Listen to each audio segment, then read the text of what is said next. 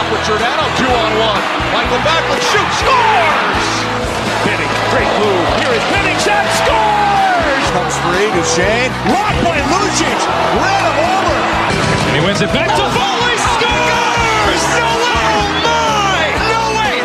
For Fiddler, backhand to scores! Oh my! And it is Gilmore waiting around the net, waiting. Backstrom slides it in front, scores! Jason Chimera!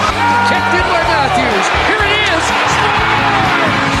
5 minutes into overtime in Game 5. And McDavid scores! Game winner! Series winner for Connor McDavid! I have been Alberta bound for all my life. And I'll be Alberta bound until I die.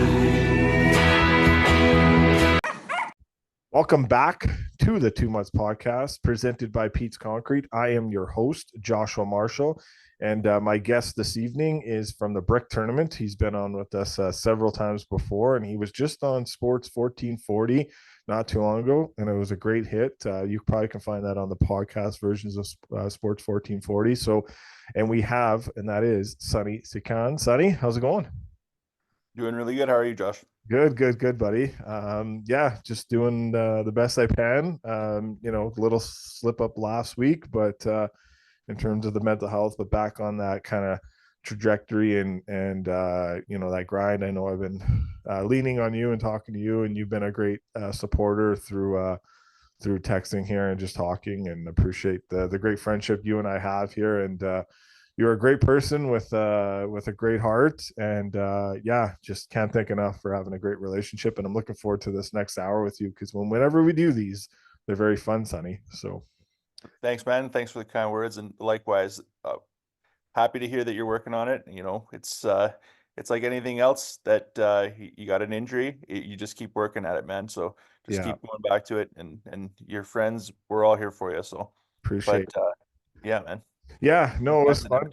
Yeah, it was fun. Like, obviously, it was a bit of birthday was kind of a bit of a good but rough day. And then, kind of as the week played out, it was a bit rough on the weekend. And then, before the game the other day, Game 3, we brought, as I'll be coaching with Doug Ockenberg at the Southside Athletic Club, we took the U16 double A's and the U17 triple A's to the morning skate. So it was pretty sweet. So they got to meet Elliotte Friedman and David Amber. So it was really nice. And Elliotte Friedman, what a guy, Sonny. Like, this guy, he came up first. So we had 2 different time slots with both people, so the kids can get a full kind of conversation. And you wouldn't be surprised at this, but we could talk about kind of this and get into the series. But yeah, Elliotte came up. He told a great story to all the kids in terms of whatever role you play. It's a very important role. If you're a first line guy, you're a fourth line guy,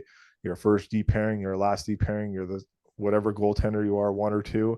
And then he kind of talked about, if you just play one game, Sonny, one game in the National Hockey League, you are the elite of the elite. And so it was a pretty cool story that he told the kids. And then after, he went up to every single kid, there was about 32 of them. He shook every single one of their hands, asked them their names, and asked them which NHL player they covet the most, or their favorite player. So a great 15 minutes with Elliotte, and David pretty much did the same thing. So that's what we love about hockey, isn't it? Just great people like that do a great job kind of growing the game and taking time for our next generation of athletes. Yeah, for sure. And especially it's nice to hear stories of guys like that have made careers in hockey that, maybe those guys growing up didn't envision being in media. Maybe they did, but those moments give an entire team a new way to look at a career in hockey too, and to be in and around the game. I wasn't surprised that I saw it on your social media. I'd only ever heard really good things about Elliotte Friedman. I've never met him. I did meet David Amber once earlier this year, and also thought he was just a gem. I was surprised by how big David Amber is in person. He is. He's a big guy. Yeah, he's a big dude. He's could be in the NFL. He was with Free Play. They had this. They brought like the NHL was doing like a museum on like diversity and like the history of it through the game. So he was there as a part of that, and yeah, just the way that he spoke and took time with, especially in that moment, because it was about you know, players of color, and Yeah. so and like being representative of that community, it was awesome, and they both just seem like salty earth guys. Yeah, they're both awesome, and they're great supporters of Anthony Stewart and hockey equality. They're both spokesmen, and they do some public speaking at Anthony's events. And Anthony's a friend of our podcast too. And as you know, he's a great person. Him and his brother Chris Stewart are doing an amazing job with hockey equality out east, and kind of maybe at some point branching out here. But yeah, just great people in every aspect. I look at it. They're just really solid individual. When you hire a contractor, you want things to go smooth. Smooth as a driveway poured by Pete's Concrete. You want a solid guarantee. Solid as a basement floor by Pete's Concrete. You want Pete. Pete's Concrete. For sidewalks, patios, your leaky basement, Pete lays his reputation down with every job, and he offers you finishes and colors you won't find anywhere else. You want someone who proudly puts their name on the work they do. Pete puts his name in concrete. Pete's Concrete.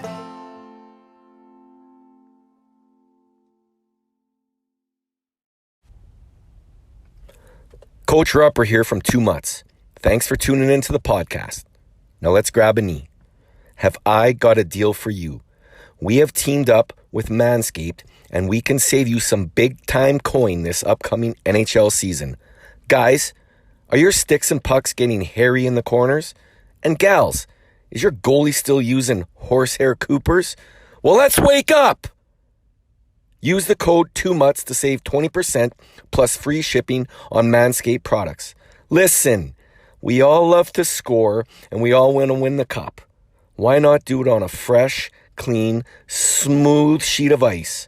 That way we all win. Manscaped is the only way to go. Again, the code is 2MUTS to save 20% plus free shipping on Manscaped products. Now let's bring it in. Manscaped on 3. 1, 2, 3. Goals and speaking, let's transition to a solid individual, because once a couple years ago I met Darnell Nurse at Shatified. Plug them, they're our sponsor, and this is our Edmonton Oilers report, sponsored by our friends at Shatified Salon and Barbershop. They got 3 locations in Edmonton, so check them out. Tell them the Two Mutts podcast sent you. Bob Stauffer was just there not too long ago, so he's looking all great. But yeah, a couple of years ago during COVID, I went in to get my hair cut by Mo, and just before he was cutting my hair, before Darnell Nurse is pretty much all down to the wood here, Darnell was in there getting his hair cut. And obviously his sister's with Basketball Canada. She's a great WNBA player.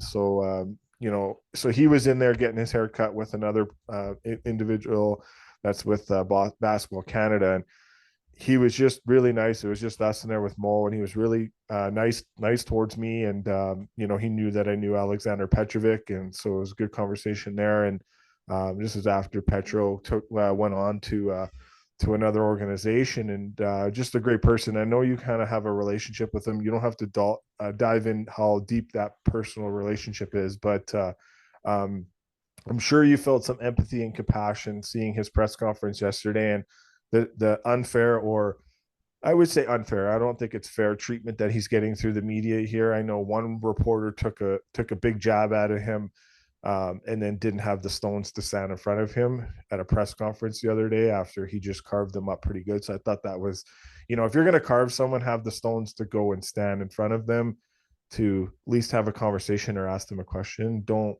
write a full article and do a full podcast on them and then duck the other way. But anyways, Darnell didn't start good last night for him, but finished good. But can you speak about the importance of Darnell Nurse, the great person, and how hard this could be for him right now going through this? Yeah, I mean, I think if I had never met him in my life or seen some of the stuff he's done for free play, and I think that might be relevant. I think you meant empathy, right? Like as a human being, I don't like to see people struggle, and he might not be playing his best hockey. And, I always hate that type of reporting where it's just like you're looking for a reason to pile, and like nobody would be more aware of his struggles. You don't get to the NHL without a level of self-awareness and how you're doing and how you're performing. And then, it's like low-hanging fruit for some media. Like some media they'll quickly, oh, you're making more money than Makar, but this is the stat line, right? Like, Ted Lasso's, that line is, be curious, not judgmental. Like, I would love to see someone trying to figure out like what's happening and like turn it into a positive spin. Like at the end of the day, like, I thought the interview was like kind of hard to watch, but at the same time, the little bit that I know him, I was like, he's gonna have a big game. Like he just had this like FU mentality, like didn't like I'm gonna show you guys. And then it was a tough start. You can't fault both goals. Like Wyatt Johnston's a stud. It's a 2-on-1 and he picks the corner. Like, maybe that's a 50-50 play at best. And then puck from the point goes off his goes off him and into the net. -2. What happens? I heard that Perry got like super vocal on the bench, and that's what he's there for. And who leads the charge back? Perry, McLeod, and Nurse, right? And I thought, again, I'm not a coach, I'm not a professional scout or anything. I've watched a lot of hockey though, but for my money, I thought that was his best game of the playoffs, and that's all you need from him, right? Like he doesn't need to be Makar, he doesn't need to be Bouchard. He just needs to be him, and he needs to be that like angry, grumpy, fast as like lightning up and down the ice Darnell Nurse. And if we do that, I like our chances. I remember reading, I don't know who put him, and it's a lot of pressure, but like he was like the key piece to beating Dallas. Was like if you get Darnell Nurse, like that, the one that we all love, we'd be in good shape. But I mean, I'm just super happy that it ended the way that it did, and I expect that he'll continue that. So yeah, it's a good story. Obviously, two unfortunate plays, and you could just see the weight on his shoulders as he went to the bench when the puck went off his rear end and in the net. That's really not his fault. It's just that's a puck that's going wide and it hits him. But he is like a lightning rod in a way, and it's tough. Like I was listening to Overdrive today, and like at some point we'll probably never have this happen, but at some point it probably has to happen. But once the playoffs start, we got to stop tagging the salary to the player's name in the playoffs, because if people don't know, people that aren't privy to this, like players don't get paid in the playoffs. They do get money in the playoffs, but it's bonuses per round. So if you win or you lose in a round, there's a certain bonus that you get per your team. Like obviously the owners are making a lot of money because the salaries stop at the last game of the regular season, and then it's full board, full ticket prices that the owners are getting, but the owners still give the players a certain amount of money as bonuses. And if you win the Stanley Cup, like a couple of years ago, would have been actually probably like 10 years ago, I think it was the Blackhawks' first Stanley Cup, all players got $3 million. So some guys that were only making maybe $1 million got more because they won the Stanley Cup, and that's up to the owner. As far as I understand, there's no set rule of what the bonuses is in the National Hockey League. I could check on that, but my point is we got to stop tagging the salary to the player when it comes to the playoffs. It'll probably never happen, Sonny, but what's your thoughts on that? Is that true? Is that a good thing, or is that? Yeah, I think I like that philosophy in general, right? Like this time of year, like, and to be honest, most of those guys like Darnell, Connor, Kachuk, Barkov, Zibanejad, Johnson, the guys that are left, the final four, they could literally get no money and they don't care. Like this is like this is they're living out their childhood dream. They're competing for the cups. Tanev's probably going to play tomorrow. He probably has a broken foot, right? Like, there's no amount of money that matters. But like, I do like that, the outlook of it. But it's just like I was trying to think about this today because like, there's so many scenarios outside of professional sports. Like you can buy a house for $1.5 million in a boom economy, right? And 5 years later, that house could be worth like $900K. Like the circumstances of when you purchase something, the asset can appreciate or depreciate. Like Darnell Nurse, like what's he supposed to do? Like he played out, he bet on himself, he had great years.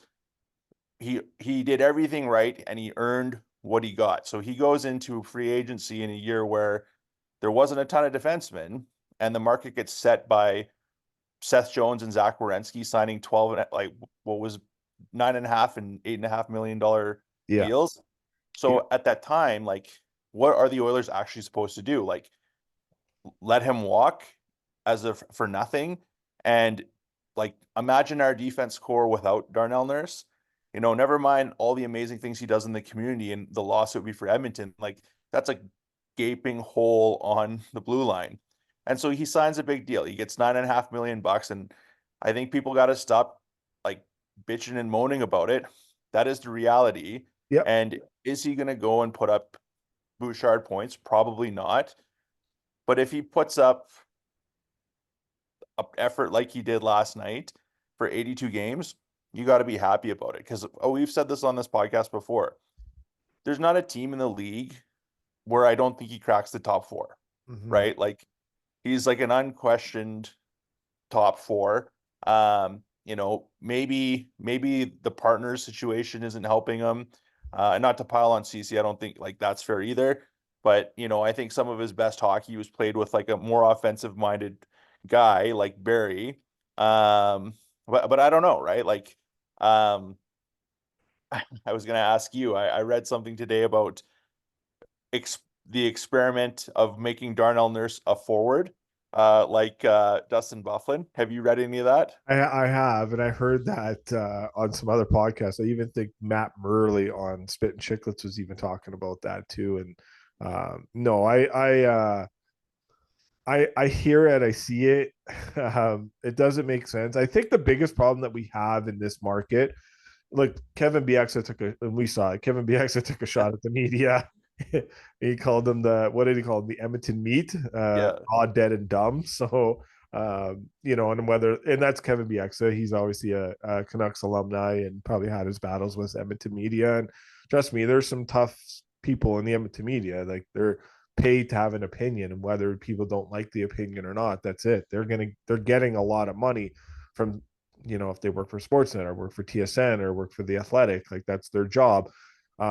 You know, and anyone that listens to this podcast, we're complete opposite. And there's other podcasts that are the opposite of the same. But, you know, but I think the problem with Nurse is we look at the number and then we look at the stats and we think, hey, every guy that makes $9 million as a defenseman is putting up 60 to 80 points. But he doesn't get that first power play time. Like really, the Oilers don't even they have a second unit, but they don't have a second unit.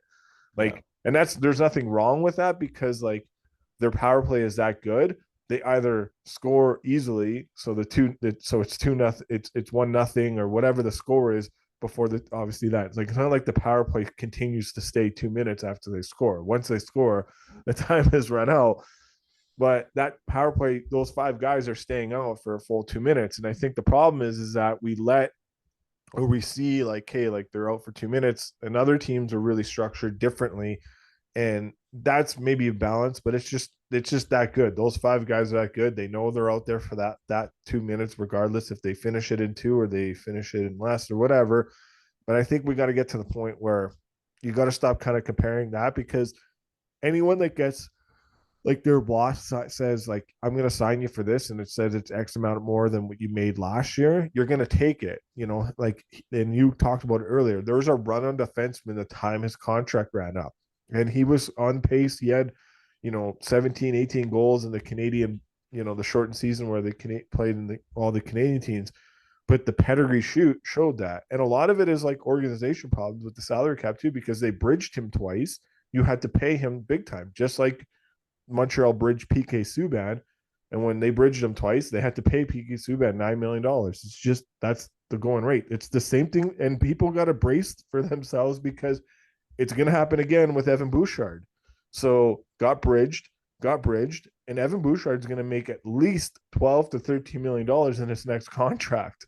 If he doesn't, he's going to fire his agent. You know, he's $3.9 million next year, and then he's up for a new contract. So if he does, like, by the time the cap goes up, another year of him getting better, another year of development, maybe he gets 100 points.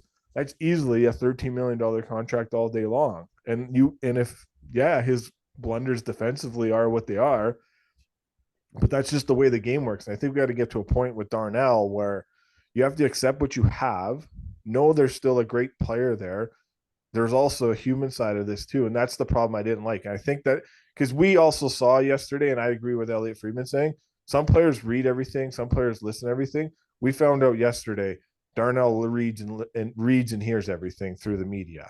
So would you agree with that from what his reaction was? Yeah, like I think and even his reaction and like the way McDavid came to his defense, like, offered to take the question. I thought that was great leadership too. And then Brown post game, like talking about, yeah, I think most are probably aware. And Darnell has talked about it before. I think he was on Luke Gazdik's podcast, and he said something hilarious about like he's been blamed for everything from like traffic on the Henday to like a bad goal, right? Yeah.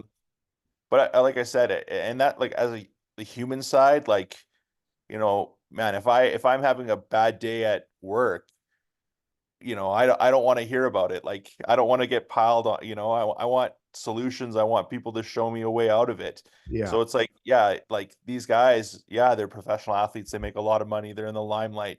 They live rock star lifestyles, but they're still humans, right? Like, Yeah. and I don't know anybody that wants to hear 10 different ways, like 24 hours a day about how shitty they are, right? Yeah. But that's, again, I give them like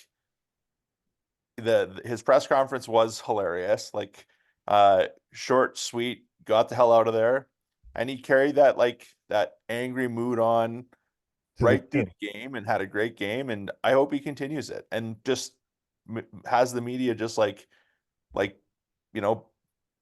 eat their words. I really liked what BX said too, and like, I never in a million years would have thought that I would have been becoming a Bieksa fan, but Yeah. Bieksa was talking about how he went back because they're talking about the minus and like how he's a minus whatever it is.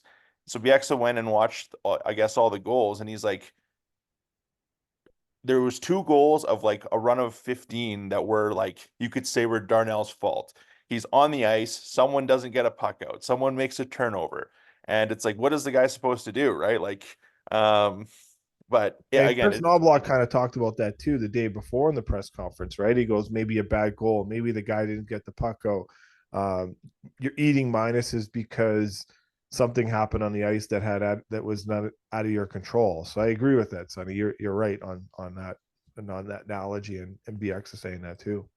yeah, and like, yeah, again, the little bit that I've got to know the guy, it's like he cares a lot about the things, at least the things that I see, and this is like the main thing. It's like his family in this, so like, why wouldn't he take that to personally? Like, I was thinking of that Michael Jordan, and I took that personally thing all day. I was like, oh, he's gonna have that kind of moment, and he definitely can play at that level, and if he plays at that level for the next, potentially 3 games against the Stars, I like our chances. Yeah, So 100%. And anything more you want to say there before we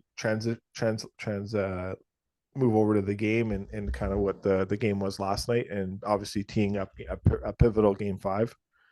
no, I was gonna ask, like, what did you make of BX's comments? Like, About I the just, Edmonton media. yeah, I like couldn't stop laughing, and if Yeah, like I was watching it I was watching it live, and I just instantly, obviously knowing Kelly Rudy, I have and Ron, I just I love Kelly's reaction, and I know you sent it to me too, and it was just like Kelly's reaction. But it's tough. Ron was almost laughing too. Ron He had to like was, yeah. Luke Gazdic was not laughing at all because I he's think, probably just shocked. yeah, he was shocked, and maybe he wears the Oiler jersey a lot. Like, hey, and full disclosure, I'm a Toronto Maple Leafs fan, so like Brian Hayes said on SportsCenter with Jay Onrait last week, like, you're cheering for Connor McDavid's legacy to win a Stanley Cup, but any Leaf fan or Canuck fan or Flame fan, you're not cheering for the Oilers to win the Stanley Cup. And like Barn Burner, the guys in Calgary, that's a Barn Burner podcast with Rhett Warner, Boomer, and Pinder. They were on with Frank Cervalli, and Frank goes, "Oh, it's 23 Canadians, 1 American. Like, is Canada's team?" And I agree, it's not Canada's team, it's Edmonton's team. Let's get that straight. This is Edmonton's team. So as a Leaf fan, no, I'm not going to cheer for the Oilers to win the Stanley Cup. I have more of a rooting interest because Alexander Petrovic on the other end of the Stars has a chance at winning a Stanley Cup. So, and that's a friend and a family friend of mine. So like, I grew up with the Petros and great family, but at the end of the day, yeah, you want to see Connor and Leon win. And, but the thing is, like, I don't have credentials through the Oilers. I have credentials through the Calgary Flames. The Oilers are very accommodating when we want to do morning skates and stuff like that. So, great organization. It's just funny when the Oilers lose, it's trade everyone. We're rebuilding. When they win, it's like we won the Stanley Cup. Like everything's great again. So it's a high and low of an Oilers fan situation. But I won't sugarcoat it. Like it, some of the people I know in the media and Edmonton media, like some of the people are friends of mine and I know them. But at the end of the day, their job is to have an opinion whether we like it or not. They are paid, their paychecks are signed to have an opinion. So whether they have something we agree with or disagree with, it's tough. I will say this, full disclosure, I'll get heat for this. Every fan, if you're a media guy for the Oilers, whether you work for TSN or Sportsnet, you are a fan. Let's not kid ourselves, you're a fan. Like, you're a fan of the team.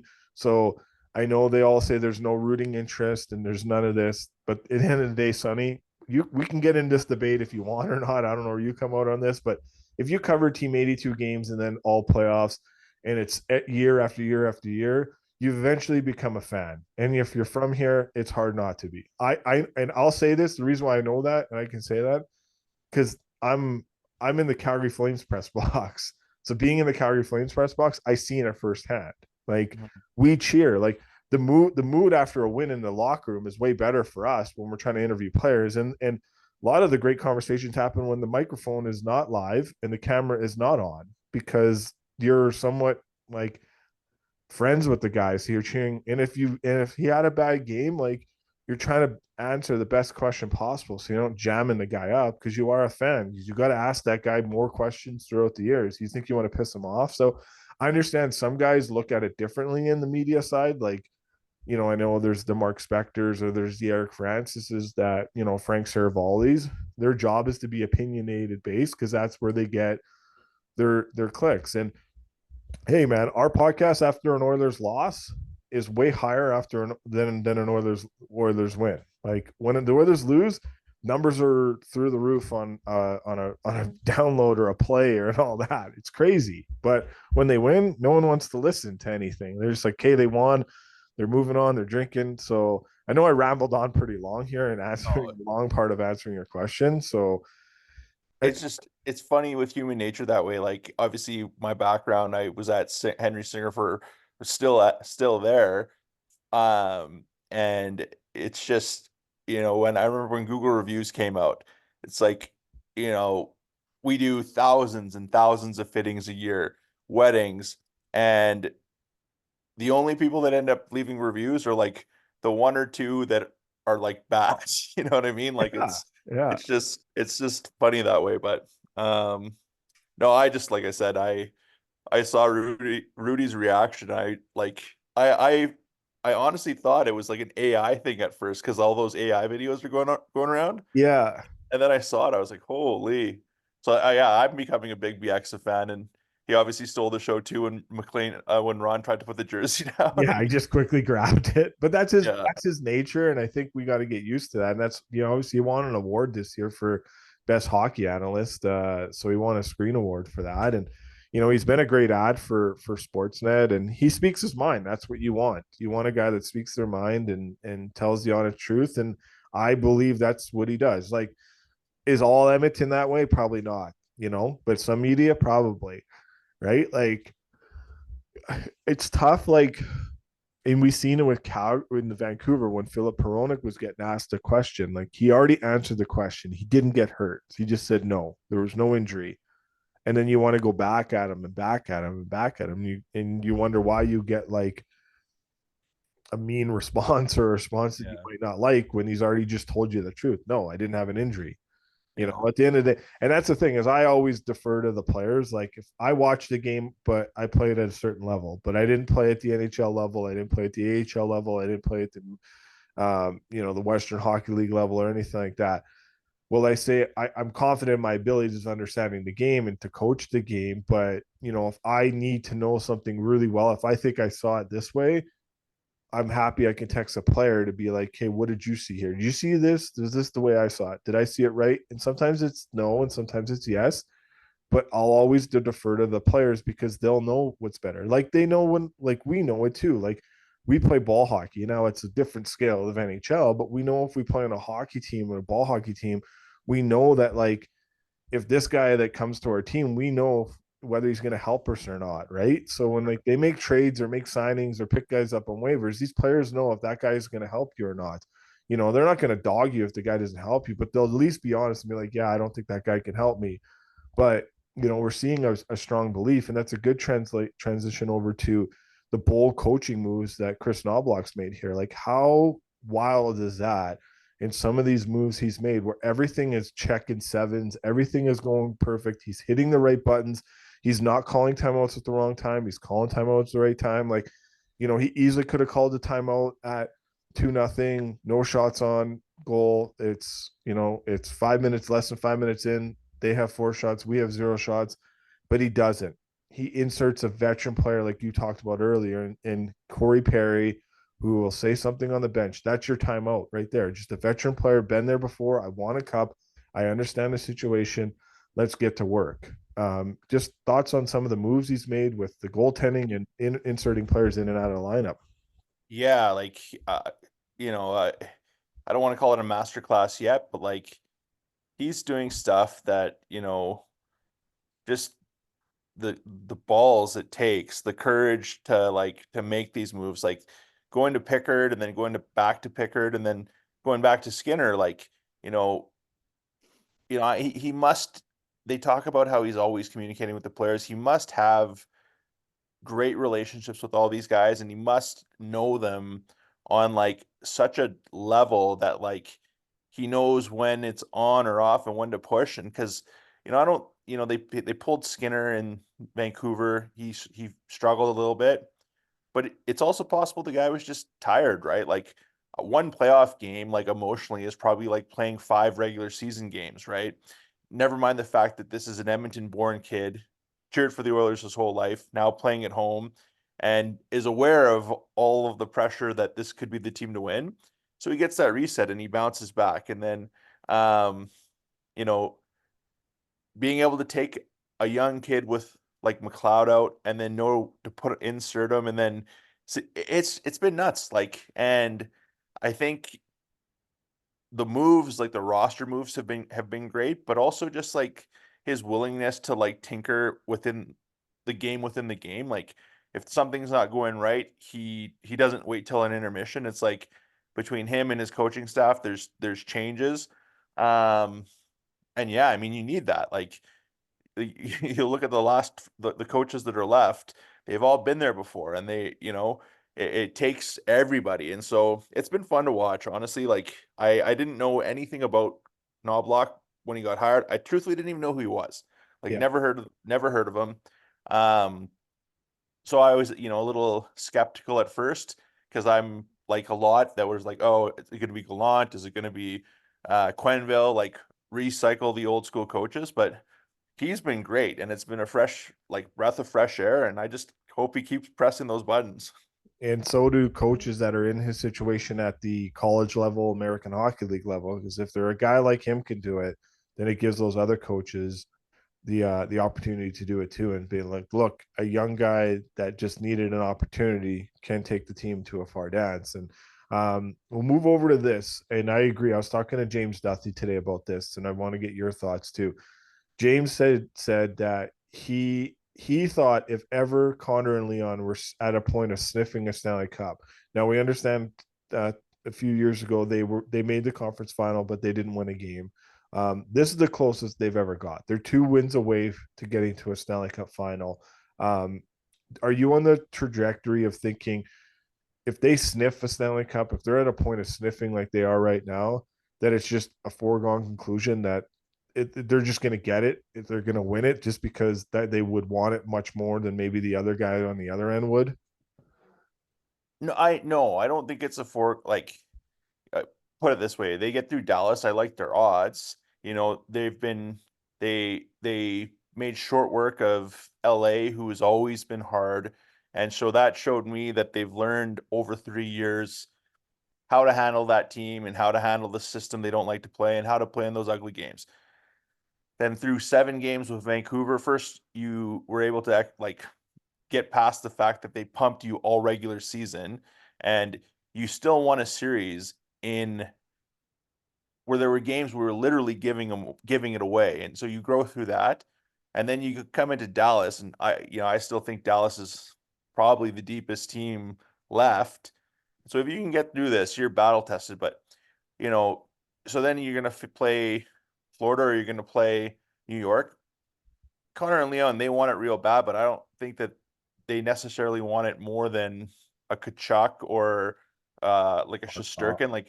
All of those guys, I do like the odds if we get through, because at the end of the day, I always defer to, if everything else is equal, we still have Connor and Leon, right? It's those are those game breakers, right? And but it's going to be a battle, and Florida lost.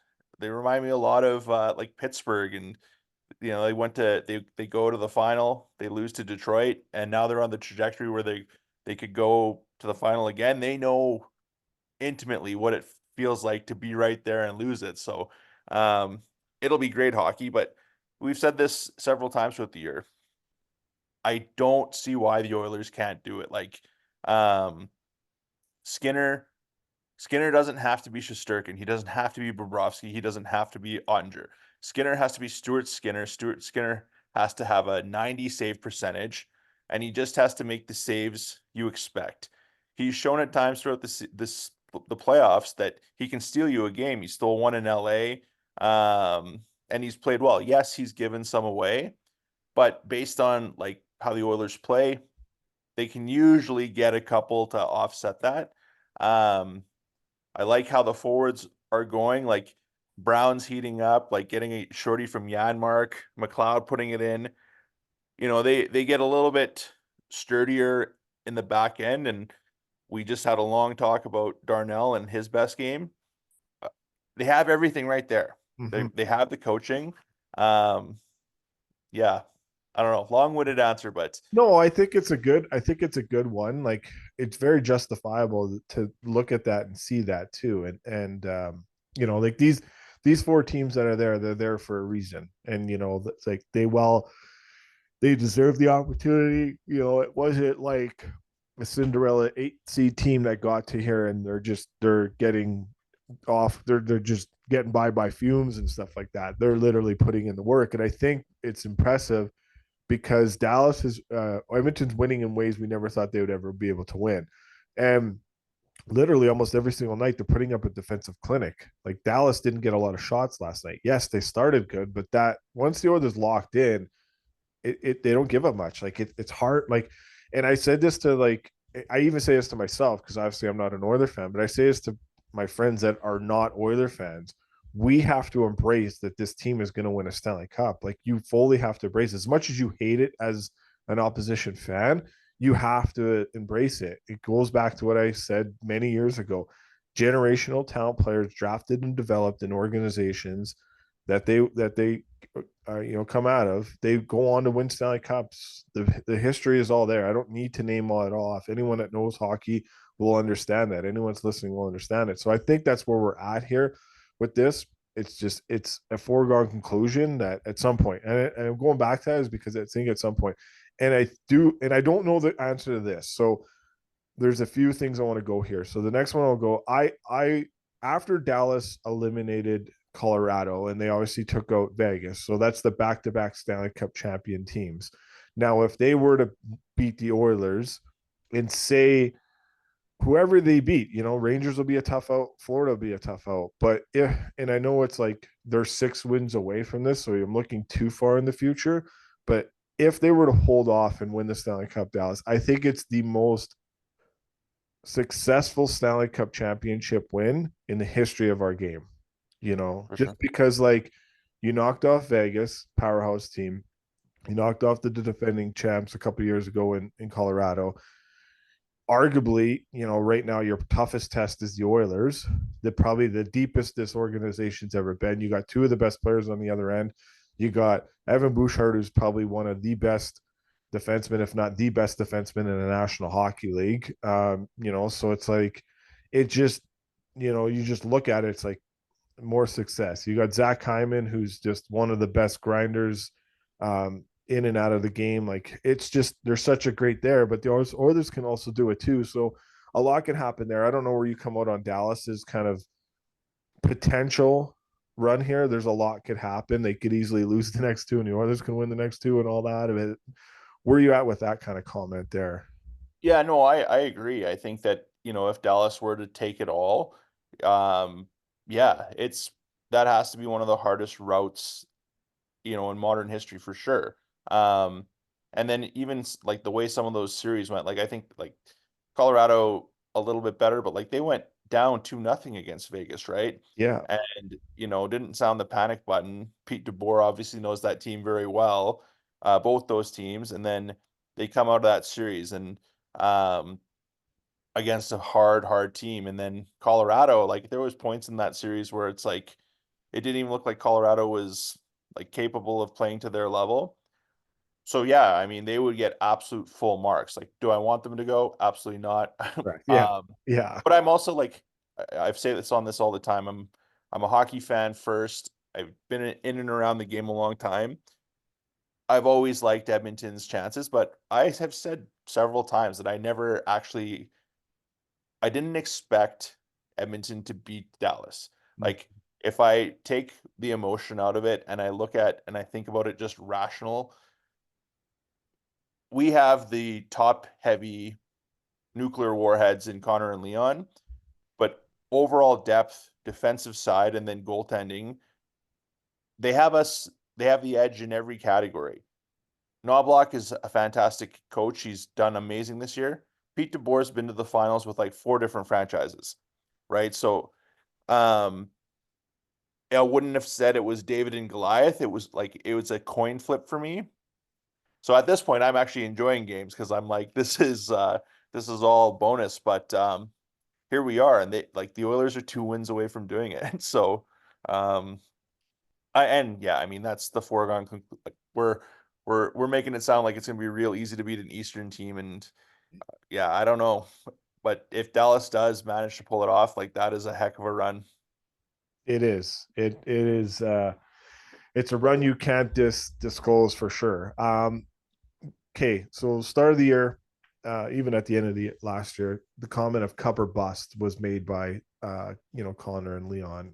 In your opinion, no one's been able to kind of ask this on our podcast yet because it probably hasn't happened to understand what it is, because one or the other hasn't happened. But cup or bust, what does cup or bust mean to you? As an outsider, as a hockey fan, as a hockey analyst, as a fan of this organization too, were you out on the comment of cup or bust for the Edmonton Oilers? Yeah, I liked it, and like a lot of people, I like when Leon is like, it was a lot of people talk about how he's like the vocal leader of the Oilers. Obviously, Connor's the captain, best player in the world, but Leon will often say those types of things. I liked it, and I didn't take it as, well, if we don't win a cup, he's not re-signing and he's going to go sign in Boston to play with Pastrnak or wherever and take his $15 million and off he goes. That never entered my head at all.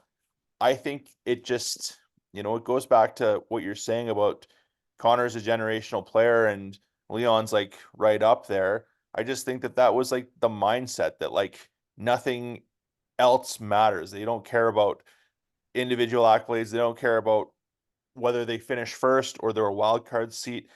It just matters about getting to the playoffs and getting to the cup. Like that is the standard. And it was, to me, and like, when you saw when they won LA, it was just such a business.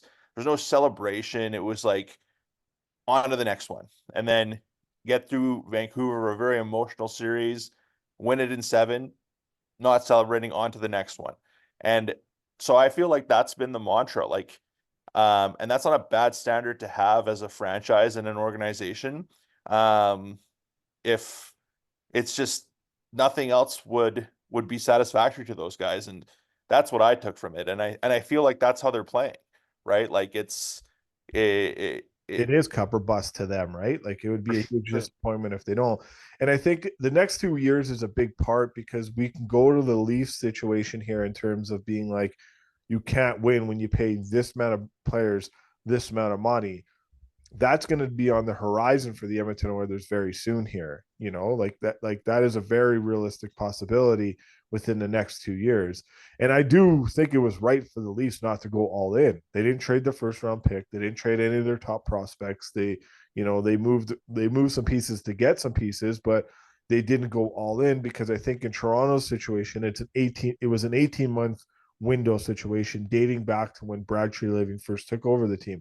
Because it was like, I got to get Matthews re-signed and I got to get Nylander re-signed. Once I can get those 2 guys re-signed, then we'll see where we're at. The cap will obviously go up. So I think that's kind of where it's at. So now in Edmonton, you look at it, like we've seen the pattern here. So Nathan McKinnon wins a Stanley Cup. He gets $12.5 million.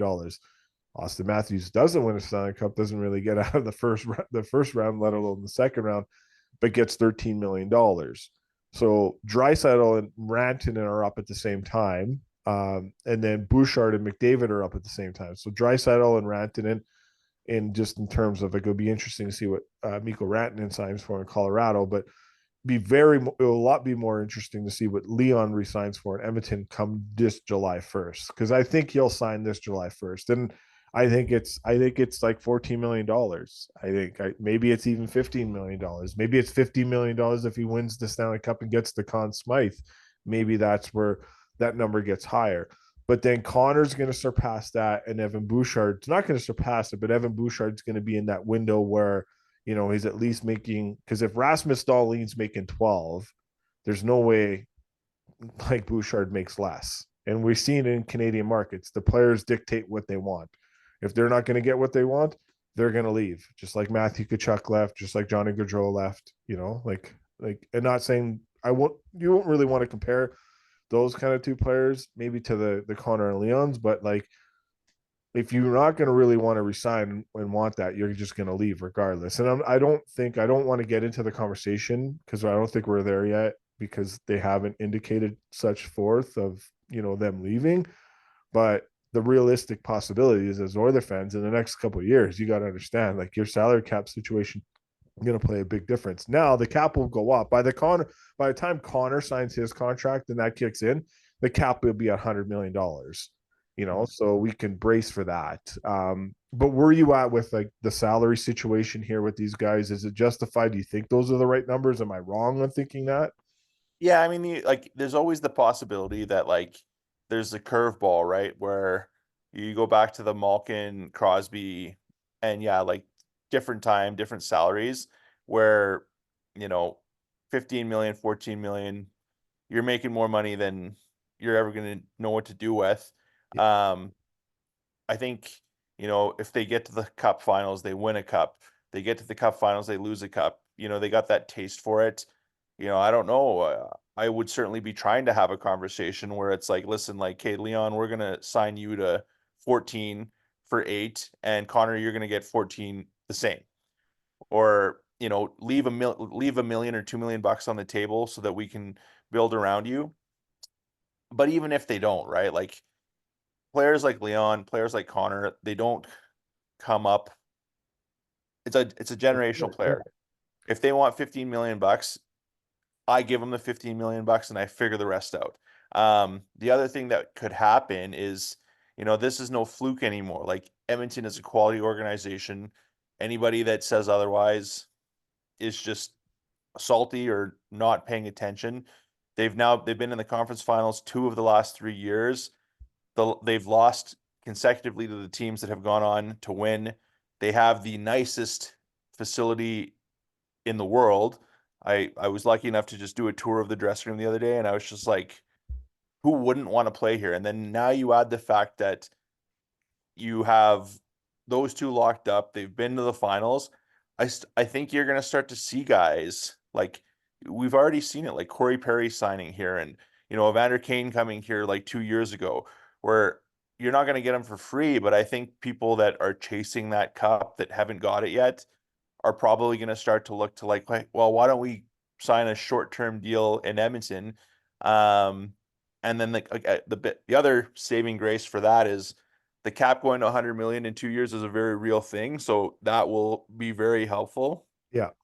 The one thing I think I hope that they start to address a bit here is just the, and I don't know intimately the prospect pool for us, but it seems a little light. I feel like all these other contending teams have all of these 20 to 25-year-old players that can come in at the league minimum because they're still trying to break in and compete for those, 7 to 10 minute a night roles. And we have some of them, and there was some bad luck. Like, I think Hamblin would probably be with the team right now if he wasn't hurt. And, you got Lavoie, but I think that could use a little bit more love in like in Bakersfield and down the whole stream. But yeah, I don't know. I would give Draisaitl whatever he wants. I would do everything to keep him here, and I would figure the rest out kind of as you go. So yeah, and we'll finish up on that as the prospect pool part. I strongly believe the main reason one of the main reasons why Jeff Jackson came in, left the agency, left a prominent agency in Wasserman where he was Connor McDavid's agent to come here, and I think he's seen the bigger picture in terms of being like, hey, like great team, they're getting some veterans, but the prospect pool is not there. And there's no secret, Ken Holland doesn't have a contract for next year. There were a lot of rumors that he was going to go to Columbus. We saw that is not happening. Don Weatherall took over the full organization, GM position, president of hockey operations, all that. So, but I think if Ken Holland comes back, he's not back as a general manager with the Edmonton Oilers. Maybe he's back in some hockey ops as an advisor role. And I'm gonna keep this name. I'm gonna bring this name up, and I think people should keep an eye on it. Is Mark Hunter? There's a relationship between Mark Hunter and Jeff Jackson, and Mark Hunter did an amazing job with the Toronto Maple Leafs in drafting and developing a lot of their core players that they've have right now. And some of the guys in the minors, obviously him and Kyle Dubas didn't see eye to eye. And anyone knows, look at the London Knights organization. They're a pillar in, junior hockey ranks for a reason. And it would take a lot for him to probably leave that position in the OHL to take an NHL job. There were a lot of rumors earlier in the year that maybe he's going to join the Islanders. That didn't happen. And there's a lot of rumors right now that he might take over the GM position with the Edmonton Oilers. And my point in saying that is this guy knows players. He knows character. He knows tendencies. He is so great at drafting and developing. And I do think he's right for the picking. And I do think that that's a name we should keep an eye on because, if Connor and Leon do stay, they're going to need that next wave of young players coming up in the organization. It's not there right now. I agree with you. It's not horrible. Like there's still some good players that can pan out. You got to take your time with them. But I think if he comes in, the big reason why he's coming in is for his scouting in terms of like, the younger players around junior ranks, college, NCAA, all that stuff. So it'd be interesting to see. I don't know if you want to kind of comment on that and what you know about Mark Hunter, and obviously you kind of commented earlier that you probably need to beef that up, but I think that's a way you do it. And I think that was one of the biggest reasons why Jeff Jackson left the position he was in, because I think the conversation between him, Daryl Cates, Paul Coffey was like, we want to be good for the next 10 years, but the only way we're going to do that is if we go to this model of drafting and developing like the Dallas Stars have, right? Sure. Or like Holland's past successes in Detroit. Like, yeah, you make the playoffs to 20 years straight. You have arguably like 2 dynasty runs where they did exactly what you just said. Like in the early days, it was Yzerman, Lidstrom, and Shanahan, those guys, and it was the Zetterbergs and the Datsuks that were the fringe players, and then they learned the ropes. They won their cups later. And all those guys are in Dallas now. Like Joe McNamara is the guy that is looked after Wyatt Johnson, Logan Stankov, and Heiskanen, and all those guys went with Jim Nill there. So so sorry, finish your thought. No, that's I think for long-term organizational success, that's what needs to happen. And in the absolutely insane event that one or both of those guys did leave, you need that sooner than later, right? So, but yeah, it'll be interesting. Before we go here, thoughts on what's your outcome for Game 5 here, as that will this will release on Friday. Get a quick thought. Where are you at? Obviously, Tanev broken foot. He was seen at the airport here in Edmonton with a walking boot, but if we know Chris Tanev is probably going to play with a broken foot. So probably easier once they took that boot off, his skate off. It was probably hard to get it back on during a game. So I would assume they'll do everything they possibly can tomorrow to get him in a skate all game. But we've seen players play with worse injuries than that too. But what's your thoughts for Game 5? Obviously, go with the same lineup, but prediction thoughts. Yeah, I don't think I would change anything.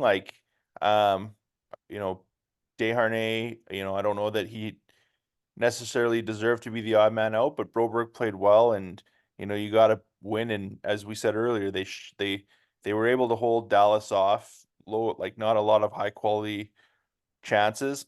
I think the Oil will take the Game 5. And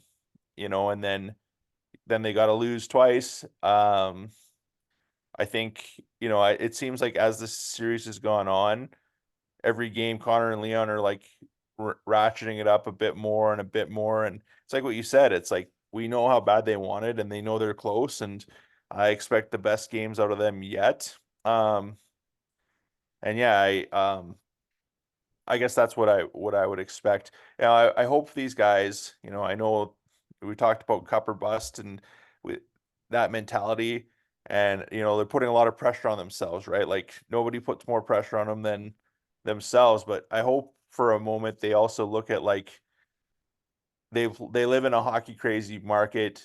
Yeah, Edmonton's nuts. We're all crazy. We want a cup so badly.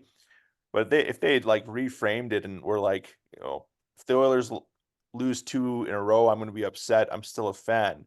If they win a cup, I don't even know how I'm going to handle it. If they recognize the opportunity that they have to bring this to the city, and instead of the pressure of failure, just the opportunity of what it's going to be for yourselves and that feeling for the rest of your life. And then for a city of 1 million people, I think I would be hanging on that and going into Game 5 and 6. And yeah, it's, I can't even think about it. I get goosebumps thinking about what that would feel like. But, I think I'm confident. I think they take the next one, and then who knows after that. Yeah, I was saying, because I talked to a bunch of my friends and guys that are in our podcast chat too, Clay, Trevor, and Rupper, that I regardless of the 2-0 start by Dallas last night, I just said lots of times, guys, they were here's the blow up, here comes Pickard, timeout, Nurse is gonna leave the bench, not come back, all that stuff. It's all this doom and gloom. I just replied in the chat. I said a lot of hockey to be played. Obviously, they pulled it out, but the reason why I said that is I didn't think Dallas, a lot of respect to Dallas, but to beat the Oilers 3 games in a row, that's tough. That's really, really tough. And that's, in saying that, that's what would have to happen on the other end here. Not really necessarily because, there's obviously potential 3 games. There's definitely, 2 games to be had, but there could be another one in a Game 7, and obviously we know Pete DeBoer is 8-0 in Game 7s. But so it's just I still have to go to my prediction, and that was Rangers Oilers Cup final. It's not really looking good because obviously the Rangers lost tonight, and in a tough loss, 1-goal game loss. man, that's a dagger. You get a late goal, you pull the goalie, and then you lose the game-winning goal is an empty net goal in a 3-on-2, or in a 3-2 final. So I just these early goalie pulls I'm not a big fan of, but in case in points, the reason is like that. You had a lot of time to tie it up, and you did. But anyways, yeah, I think Dallas wins tomorrow. I think Edmonton wins game 6, then it goes game 7, and Pete DeBoer will be 8-1 in game 7s is my kind of prediction. So I did say this would go 7. So let's see on that. But yeah, it should be a good game regardless of whatever fan base you're cheering for. Just go out and cheer and be happy that we got some great playoff games to sit here and watch every single night. And unfortunately, the Stanley Cup could be potentially won on June 24th. So it's quite late in the year. I don't know why that is, but I can think it's probably has something to do with the US markets and TNT and ESPN. But anyway, Sonny, appreciate your time. Always great conversation with you. Anything you want to plug before we sign out? No, we got just go Oilers, and we're a month away from Brick, so we'll get another Brick convo soon. Yes, we will, for sure. All right. Thanks, Sonny, and take care. No worries, man. Thanks, Josh.